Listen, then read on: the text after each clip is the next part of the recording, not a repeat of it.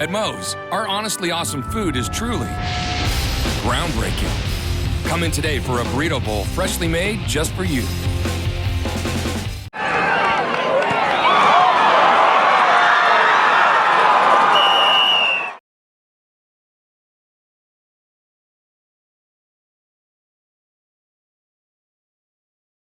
Obviously, we expected to win the football game, but I've coached in Division II games that we've beaten people that we shouldn't have beaten. I've been at the University of Richmond when we beat Duke.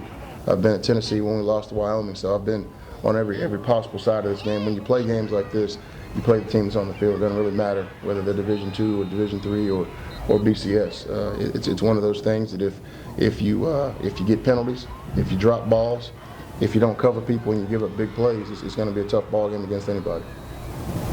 Greg, what did you see on that last pass that got you guys out of trouble? It was 3rd and 17, I think. See Marcus one-on-one, and I figured I felt like he was better than their guy, and I had trust in him to catch the ball, so threw it to him. It was something that we had called a couple of times during the course of the game. We just hadn't hit it. If you look at some of the things that we did offensively, there's a lot of positive in it. That the wind took the ball out of bounds, but we've got to again do the things that we always talk about not doing. I mean, I don't have a call on my call sheet for 2nd and 20, and when you're getting penalties and you're dropping balls and things like that, you get behind the chains. And the things that we told the guys on defense, when you miss tackles and you don't drop to the right place, people are going to exploit you. And Coach Wilson's coached at a lot of good football schools. He's not a Division II coach by nature, so he did some things that exploited us tonight, and it'll help our defensive staff. Quintrell, what does being 1-0 mean to you? First time in 4 years. 1-0 means to me that we can build on to being 2-0 next week. Starting the season on 1-0 helps us get a winning record and gets us one step closer to Atlanta. What were some of the halftime adjustments you guys made defensively? Well, I think defensively it was just about trying to, we quit some of the games and some of the twists and just try to get a true 4-man rush and try to play a little bit better underneath coverage. And I think what we did was we actually got the guys off of the field instead of letting them convert third downs in the second half. I think our defense played much better in the second half. The type of offense that they run, they're going to make a few plays and they're going to get, a few first downs, but you've got to continue to just try to get stops when you need to. And I think our kids did do that. What improvements or what adjustments do you guys need to make moving forward when you face this Richmond team coming up? Well, Richmond's a great football team. I mean, they didn't just beat Virginia yesterday. They whipped them. Most of these FCS games, somebody wins on a late field goal, somebody, does something at the end of the game, makes a great play. Those guys led that game from start to finish.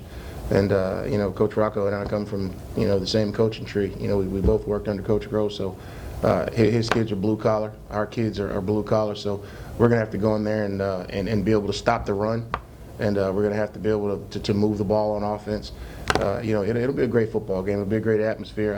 I think the game's probably going to sell out in Richmond. And, we're looking forward to getting better going up and playing next week. I know you all had a freshman score a touchdown in this game. How often do you plan on putting freshmen out there on offense? We're going to play the best possible people that we have. George Wahe's one of our best football players, and George scored a touchdown tonight, and that's great. But George also dropped some balls. George also ran some bad routes. So when you're playing freshmen, those are the things that you have to deal with. But I'll take George Wahe's mistakes because he's a talented young football player, and he'll be better next week than he was this week.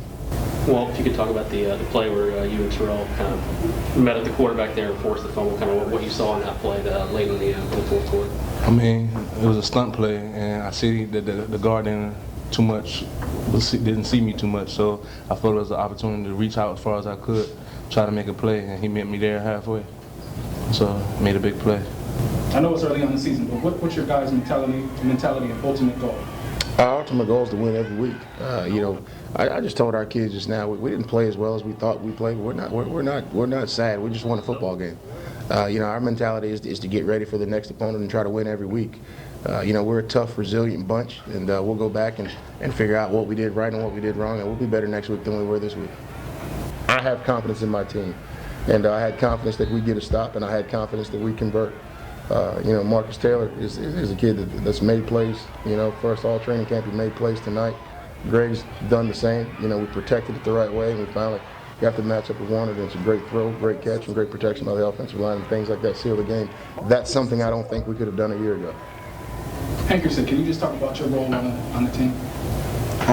My role is to lead. I mean, I try to make everybody around me better. So that's basically what I'm doing. And I talk with my guys, keep everybody up, and we're just gonna keep working, get ready for Richmond.